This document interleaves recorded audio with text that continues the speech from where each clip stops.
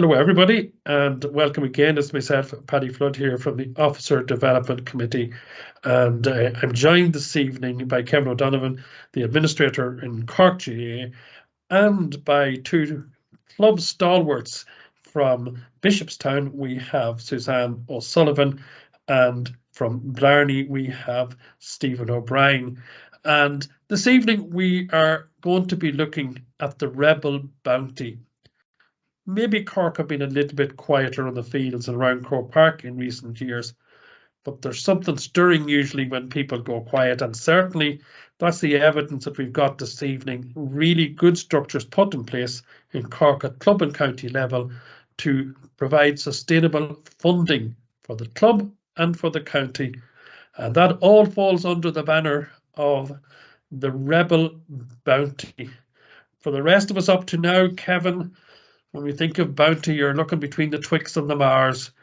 What's the Rebel Bounty? Yeah, so the Rebel Bounty, I suppose, was a tag name we put on it to just mark it and say that the bounty was something you could win in terms of the prize fund. I suppose the origins of this story, go way back with the county board historically being very successful at fundraising. And there was a club straw, which was very innovative at the time, set up over 20 years ago, very successful, ran for 20 years up to 2020. And it basically was a model with joint fundraising between the county board and the clubs. So a club would sell a ticket for a price of €100, 12 monthly draws, good prizes. And while there was different percentages depending on the number you sold, ballpark figure, county board took €50, the club got €50, the county board provided the prize fund, the administration, the club sold the ticket. So everybody did what they were good at. The club set the network, the county board had the resources to organise it. That ran really well, generated a lot of funds, had over 20,000 members at one time, was largely provided the seed capital for the redevelopment of Páirc Uí Chaoimh. But it did run its course. There was an incredible committee ran it as, a subcommittee of the county board, but a little bit independent of the county board, albeit the treasurer and others were involved. But I would feel as a county board officer myself, we abdicated a little bit on it and left all the work with the committee. So we came to a view 2 years ago that we need to roll up our sleeves here and the county executive need to get to work. And we knew there was a market out there because the sales had been over 20,000 previously. We were now as low as 14,000 members, and with a very significant prize fund, we were heading for break even. So needed a turnaround. We felt it needed more incentive. So on that basis, we changed the model. And instead of the clubs feeling the county board was to buy to €50 out of every ticket, albeit it would reduce to €45 if you sold larger amounts, we said, let's instead.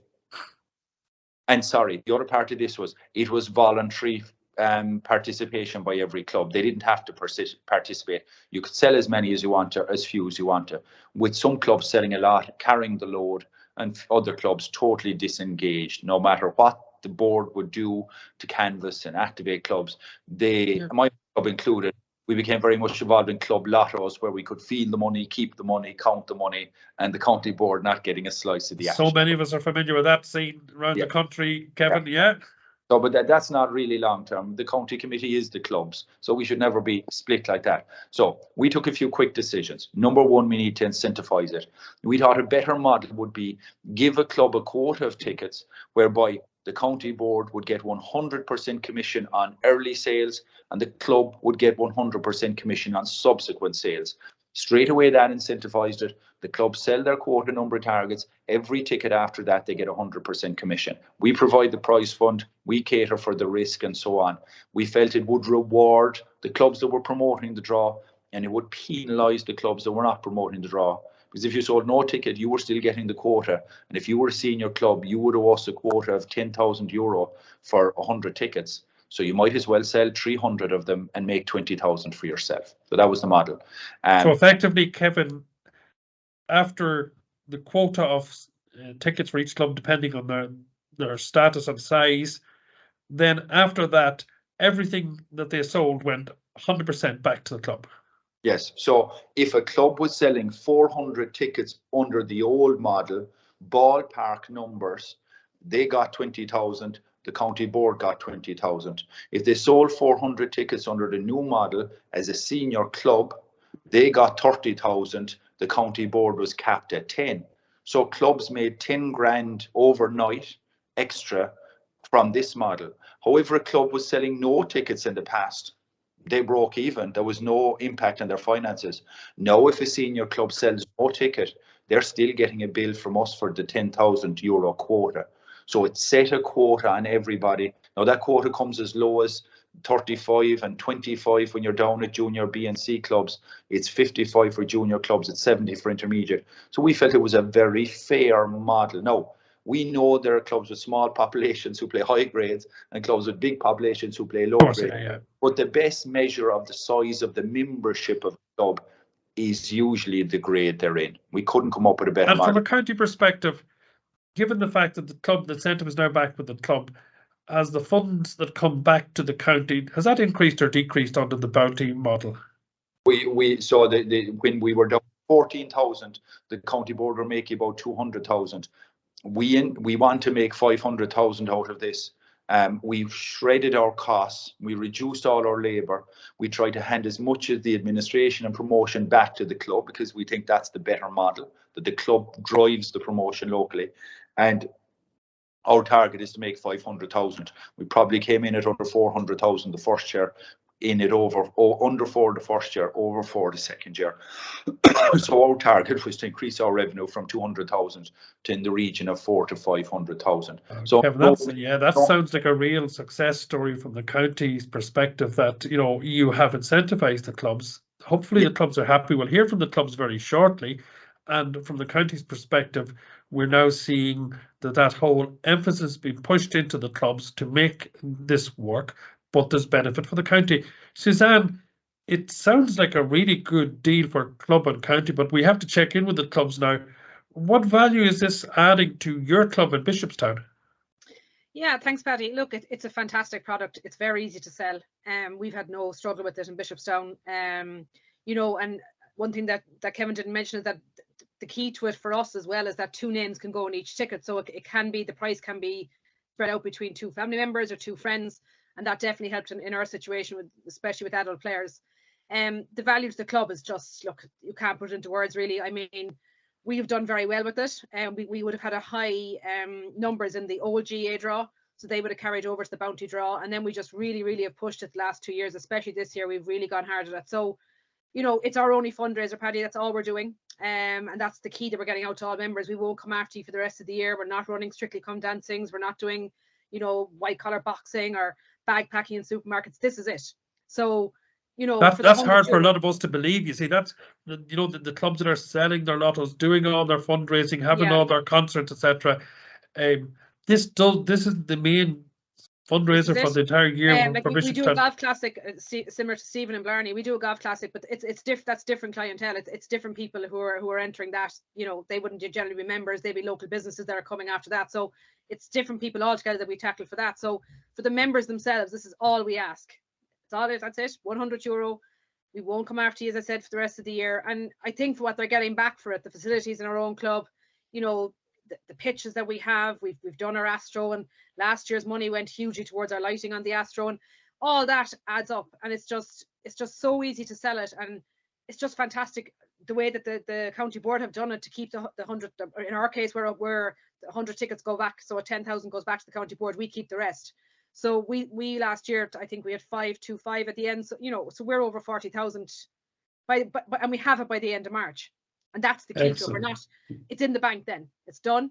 And it's just working extremely well for us in Bishopstown anyway. Very good. And one club where we don't expect anybody to be tongue-tied is over in Blarney.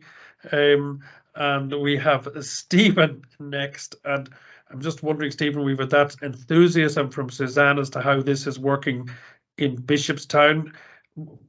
You're the fixture secretary there in Blarney. What value is it adding to Blarney GA Club? Yeah, thanks, Paddy. Yeah, it's incredible. It looked very similar to Bishopstown.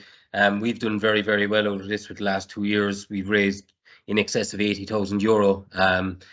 it's been a brilliant fundraiser for us. Again, we don't ask our club members for anything else. We run a golf classic in the summer months, but again, it's targeting different clientele, local businesses and so forth. We, like as Kevin mentioned, the old Cork GAA Club's draw, we done relatively well in that. I'm probably involved in between both draws with close on 10 years, and we gradually increased our membership in the old draw. I think we were up to 215 at the last running of it. So automatically we shipped those 215 into the new Rebels Bounty draw, and then we said about how are we going to maximise our efforts here. I suppose the one drawback with the old Cork GAA Club's draw, you were almost going to your club members who were an inter-county supporter as well, or genuine GA person. With the new model, we felt that it was something that here we can go to new mothers and fathers involved in the club now. This is something we can really sell to them. We developed an all-weather facility in 2016, so it was something that we could carry on. I know it's gone back maybe 6 years now, 7 years now, but it was something that we can show you. We have these wonderful facilities here in the village. We would say that, you know, we've top class facilities where your little boy or girl are coming down to train on a Saturday morning. You know, you can see what they're going to be well catered for, the best of equipment, the best of facilities, and then we'd maybe show a path up to playing at the higher underage grades and adult level that, you know, a parent can look on and say, whoa, they have a club gym here, they have an AstroTurf, they have 2 great pitches. This is a great place. I really, really want my child to thrive here. And it was really easy for us then. We find it, you know, very straightforward. It's a bit easier to approach that parent and ask, listen, you know, you're paying the membership. We'd also like you to would you be interested in buying a Rebels Bounty ticket? As well as that, the other side of it is there's wonderful prizes and you've 360 chances to win. So, you know, you're not just donating another €100. You are going into the pot for some, you do have a great chance of winning. Yeah, speaking of prizes, like Kevin, that's, I suppose, part of the structures you have put in place in Cork to make this Rebel Bounty work. Could you just give us an idea of what does it take for this to work at county level? What have you and your team done at county level to ensure that you have the right structures in place for this to be sustainable and to continue to work as well as it does? Yeah, it's totally based on IT. We have a skeleton staff dealing with Rebels Bounty. In my own club, when I think of Rebels Bounty, I think of our coordinator on the portal at home. I don't think of ringing Páirc Keefe about my ticket. And that is how Cork works. Cork is of such a scale, it's got to be the clubs that are the driving force, because you simply can't run it centrally. So what you have in centrally is the infrastructure, the IT. And every day I'd still be saying we need to improve the IT in Rebels Bounty in terms of notifications, in terms of renewals. I'd always be saying there's room for improvement there. But there is a central portal with every club coordinator logging in, updating their members, ticking them off. And there's a huge focus on online sales. And we've an early bird prize for online sales before the ceremony and so on. The key to this draw is, number one, repeatability of direct debit customers, but more importantly, the ease of communication with online customers, where you can send them a renewal, a reminder, and we get massive uptake when we send out a renewal reminder online. So my dream would be this would all be online someday, but we're probably 50% there now, and don't worry, we're delighted to take cash, and the clubs handle that. And we invoice the club then for their quota. So it's a very simple transaction. In the past, there would have to be calculations with Bishopstown or Blarney based on their number of sales, and the commission would change. And you know, they get a bigger slice the more they sold. Now we have a simple model. Blarney and Bishopstown, 2 senior clubs, will be invoiced for €10,000. If we have it in online sales, which we'll probably do from 2 good units like that, they will be giving us no money. We'll be taking out the 10,000 out of their online sales and giving them back the excess. And I'd be very much too of the view that we need to pay back those dividends to clubs really quickly. Otherwise, clubs will disengage from online sales and go back to cash. So I'm always telling the office here, pay out, pay out, pay out, because if you don't, the clubs will stop online purchases. They'll sell locally and they'll hold the cash. So it's a really an IT-based structure. We did have a large demand on our staff for the last year or two, where we did the approvals in-house. So 29,000 members had to be checked as they were registered. I lobbied hard, and we're now handing that back to the coordinator, which is a bit more work, but I'm sure the coordinator would prefer to have that governance on their own side, whereby they are approving the members as they come in, because they know them. They know if that Johnny Murphy is the same as the other Johnny Murphy. They know if he bought 2 tickets online by mistake.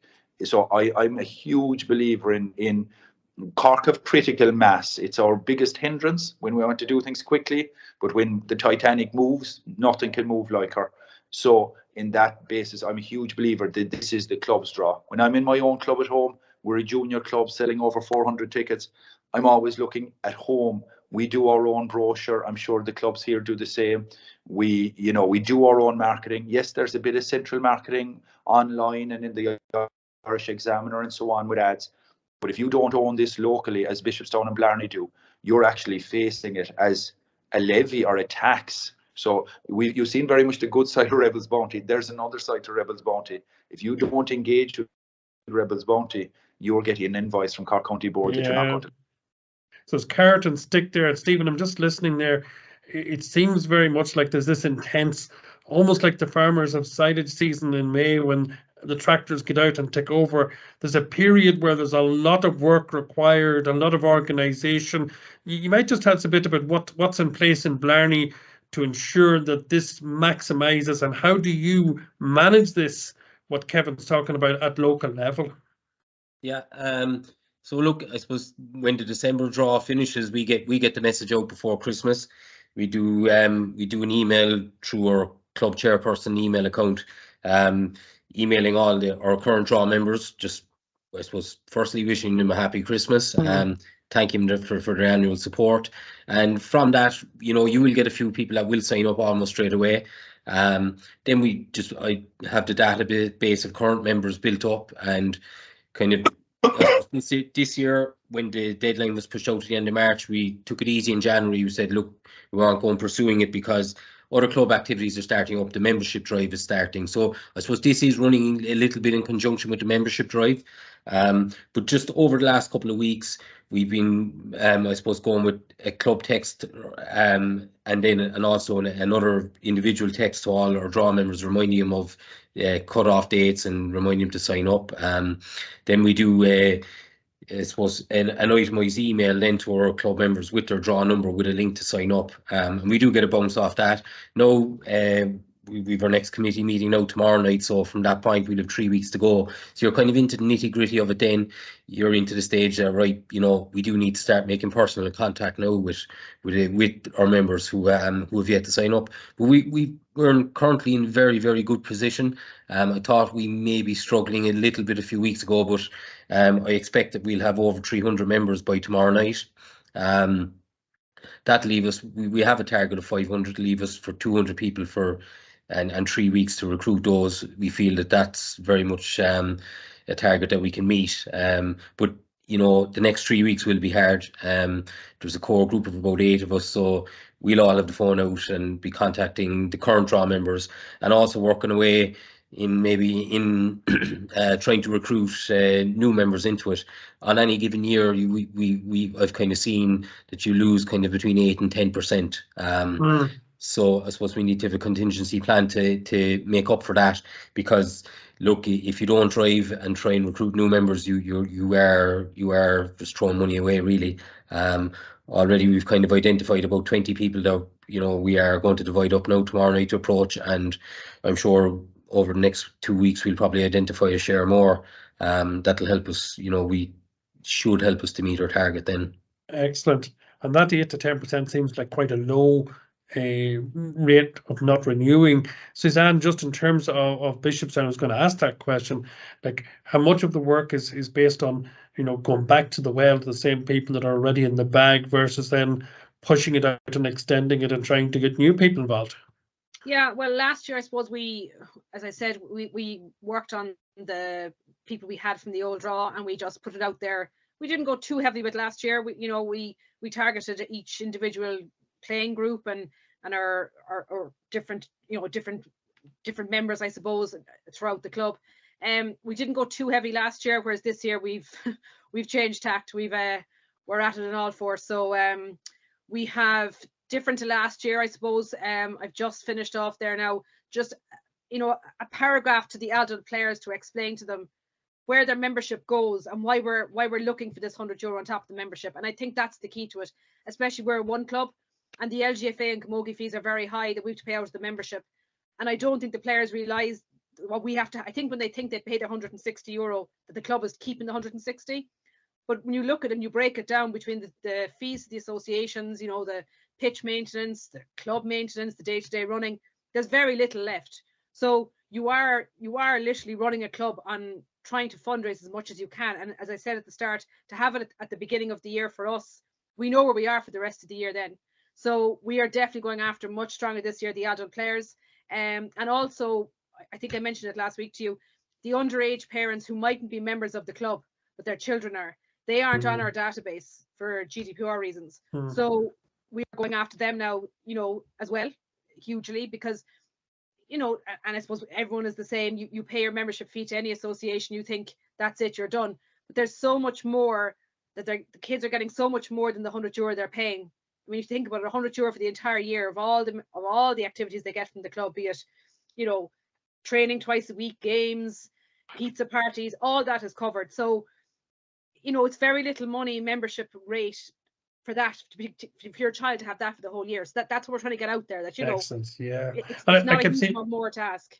Yeah, and a couple of weeks ago we were talking in the first episode to Caltra GA, and one thing that struck me by their fundraising wall, which we discussed, was that they can reach out and get some money from the diaspora that could be in Dublin or New York or wherever. And I'm just wondering, is that a feature of your efforts we have a lot clubs? of ex-adult players that are gone to Australia. So we actually got them to do a video for us last week on the beach in Australia in the lovely sunshine. And they just, you know, put it out there that they want, and they'd still be playing if they were here, you know. So all their friends are now adult players. They're all playing. So to try and get at that, I suppose, genre of the club, we tried to do a video of those lads to see would that encourage our adult players to participate in it. So that's gone out, and you know, you get different ideas, I suppose, as anything, as you get used to the draw. You know, you have different fundraising ideas every year and different marketing ideas. So I think we're all changing. I think Stephen is the same. You know, we try and think of something new every year, so to try and push it out there. Yeah, lots of novel examples on Twitter and Facebook and Instagram of all the things that you're up to. Anything that you would say is the key to marketing, either at county or club level? I'll ask again Kevin or Stephen to come in there. One thing I would be a strong point with me is the internal club draws, because there's 360 prizes, as Stephen said, starting at €100,000, coming down from there. And with 29,000 members now on the draw, 360 out of 29,000 means there's gone a lot of people disappointed. And down in Blarney, you're going back to them year after year, and they're not having many winners in the club. People might say, well, let's go back and do the club lotto again. So it's vitally important the clubs have internal draws, so that Blarney, for example, would have a monthly draw in the local club for their own members. Doesn't matter if it's a turkey, a bottle of whiskey, a box of biscuits, €20, a Munster final hurling ticket, a concert ticket. It will mean that they can send out a WhatsApp to their group of Joe Blogs from Blarney won in this month's draw. Doesn't really matter that he didn't win the 100,000. It matters that there's a name. So I think it's not sustainable if you don't have an internal draw, because you're at the risk then of having no winners, and having no winners in an area will lead to people getting cynical over time. So big part for me is local brochure. Suzanne as well, having a local project that it's dedicated to. So yes, on one hand, you need to say where your membership is going and it's paying electricity, light and heat, but it's great in your brochure to show, you know, the fabulous 4G facilities that both of these clubs have, a bit of visionary behind it. And to me, then it's sustainable. So we know that you can do a car draw, you can do win a house and kill the golden goose one year, but can you repeat that over a decade? I think Rebels Bounty at the level Bishopstown and Blarney can be repeated over a decade. And I think for clubs, fundraising is much more healthy if, as Suzanne said, it's done once a year, it's done annually, it's a start and an end. And one thing we did with Rebels Bounty was, before you could enter the old clubs draw any time of the year, it meant we'd have the resources on standby. It meant it was never fully on or fully off. Now Rebels Bounty has a window, 1st of January, 31st of March, roughly. Then it closes. So it will bring it to a huge head. Poor Suzanne and Stephen won't be sleeping the last week of March, but they'll know that it's over the first week of April. So it will bring it to a head. And I'm from a club. I know we only work when we're sitting on the bacon slicer. So you need a date, and we won't be changing the date. The draw will not be going back last Thursday in March. It's over. We'll be back next year. So Kevin has been mentioned there. There's local incentives all the time, little things that the clubs are doing to reward, to give back to members. Do Suzanne or Stephen want to come in? I know some of the Blarney ones was mentioned there, so Suzanne, maybe we'll come back to you on that. Yeah, we haven't done an internal draw yet. I have no reason why we haven't. I think we're just too mean, to be honest. I don't anything on a monthly basis. But we were talking about it the other day. We might do one at Christmas time. We might do a big one at Christmas in December. When I say big now, you know, the members will be holding me to that. But we might do something, you know, a first, second, and third prize come when the big one is on. We're about to the 100,000. We might do our own internal one at that stage. And in fairness to Suzanne, Paddy, Bishopstown and Blarney are selling at such a high level, they're likely to have winners in the draw. You go down to a club selling 60 or 100 tickets in it, I really think they need to give out €50 a month, one spot prize. It'll cost you nothing, you know, because I have heard it back from clubs, disappointed we'd no winner. Now, my club was lucky. We won a few 250s. It keeps the thing bubbling along. People actually say, had you a winner? They don't really ask how much did they win. So I just think in the long term, Bishopstown might look at that just to keep the thing bubbling. Yeah, it seems that sort of sense of really, Kevin, your advice there around sustainability is very important. That, you know, giving back a little bit can mean next year sales are going to be easier got to and everything else. I'm just interested, maybe as we go on in the discussion, like you're all volunteers, and you know, Stephen and Suzanne there in your clubs, and there's a huge amount of work as a volunteer member in your club. And what difference does this make to you, be it as fixture secretary or secretary in your club, in terms of your own lifestyle, your own commitment, your own involvement, and that of the other members of your executive committee? Stephen, do you want to come in there? I suppose, yeah, like it kind of gets to the stage of, you know, I'm still playing. So if I go down to training tomorrow night, there'll be fellas kind of, oh, here he is again, but not in a bad way. They all know, they all will support it, but they'll be saying, oh, Rebels Bounty, Rebels Bounty. They kind of know that I'm going to come out with it at some stage of the evening. And it's great, like, because it's constantly then on their minds, and it's, you know, it's something that, look, they're all used to, and you will get all those guys to sign up. That's the beauty of it. But yeah, it is a busy couple of weeks for the executive, and you know, I think they all do row in behind it. You just see the benefits. The benefits of this are just enormous to the club, and you know, it's something that we can't leave behind. And when we spoke about the internal draws there, we have ran them over the last 2 years. We've done maybe just small bits, a couple of €100. At Christmas there, we just drew 5 by €100 prizes. But this year we looked at them. We decided we just kind of looked at the prices and that of 2 tickets for the All-Ireland hurling final and overnight accommodation in Dublin. Was coming in for less than €600. So we said, look, we'll just go with that. Wow, So we're going to draw that most likely the night of the first draw at the end of March. So much the more the better if Cork can be in the final.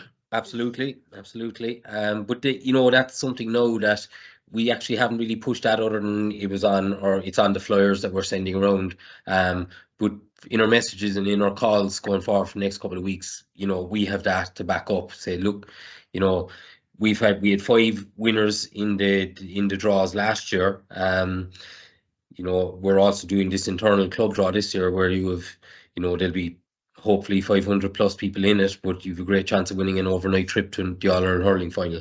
And that's just an extra incentive, and something that we think we will sell an extra couple of tickets for. Yeah, I think a lot of people listening to this particular podcast this evening is going to be saying, there's real potential here to create a better relationship and unity between club and county because that interaction between club and county seems very strong. I'm just wondering, is there spin-off in that domain back in Bishopstown, Suzanne? Yeah, well, I think, you know, we always have had massive support from the county board, and, you know, I think that keeping the relationship good between clubs and county is the key to it here. And I also think that, you know, Trina, who works in the Rebel Bounty offices, is a massive help to every single club. No matter if you ring her or email her, she's back. And I think for any club listening in or any county that's thinking about doing this, you have to have one key person in an office who, you know, is willing to take silly calls. You know, it could be a stupid question. You might feel it's stupid, but it mightn't be. But to have that at the end of a phone is very important to run something as big as this. And that's the key to it. I think, you know, there's no point in handing it, as Kevin said, handing it out to clubs to do all the work if we have nowhere to contact to ask a question. And for us, Trina's always there, and Kevin himself, if we email in, there's always support there. And that's the key to this fundraiser, I think, is having the support from the county board, whatever county you're going to run it in. And that's for Excellent. us the main thing. Kevin, you're coming from the county perspective on this here. What have you noticed? Well, you see, I'm told every day that now that it's success, let's go after the golden goose, you know, or the goose that lays the golden egg. And everyone is saying, is there more money there for the county board? Let's look at the quotas. And I know what the two other people on the call are steady on now, Kevin, steady on, we've enough. Don't worry, Suzanne. I think you're on ice on a cold evening here, Kevin. I'm on your side. My word on this draw is sustainable. I'm not looking at year 1, year 2, year 3. I'm looking at year 10.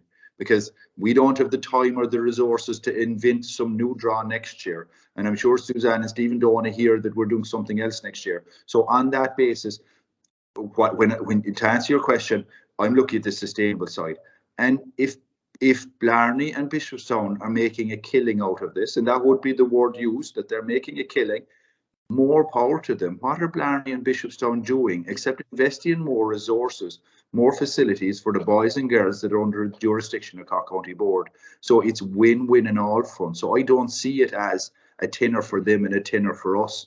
I see it as, you know, 30,000 tickets. I'm saying 3 million for Cork GAA, full stop, you know, that it's in their account or our bank account. So that's why I have a very benign attitude to the goals. Now, you're preaching to the choir here when you're talking to Stephen and Suzanne. We have very hard conversations with clubs who refuse to enter. They might be big clubs and just refuse. They might be small clubs with challenges with demographics. So you're getting the better side of it here. My emails are interesting other days of the week too, but you know, we're not participating this year, and there's county board officers in contact. But I just want to get that point across is I look at other draws in other counties. Wonder, is it sustainable? I see, you know, massive dividends being raised by counties in draws. But I'm wondering, I prefer the club model because I want it to sustain itself. If we made 3 million a year for the county board off a fundraiser that Stephen and Suzanne were selling tickets for, I'm not sure they'd do it for a decade. Whereas if they're winning, and let's not be greedy, and that's why I want to give prizes back internally in clubs as well. Let's not be greedy. We all win out of this. And I see that, I really see it in the facilities both at these clubs. The Cork teams use the 4G pitch in Bishopstown, so it's win-win for us, you know. So I think that's the model I'm looking for, is the sustainable one. And I think that's maybe you're almost going to the question I was going to ask, because we're coming into the latter part of this one here. Like, club or county might be listening to this podcast and saying, well, that's not going well, but you're looking, you couldn't, you know, we have our lotto, or we have our strictly, or our raffle for houses and all the other things. Ultimately, Stephen and Suzanne, what's the incentive to this over the regular lottos or the fundraising that so many clubs up and down the country engage in?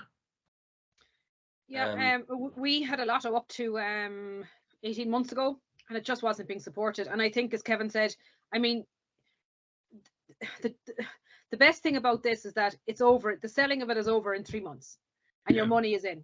And with the lotto, we found every single week we were sending, the time was wasted sending club emails, please support the club lotto. I can see nods all over Ireland coming in on this one. You know, and it's a huge amount of work for the little money that was coming in for the lotto. So we stopped the lotto.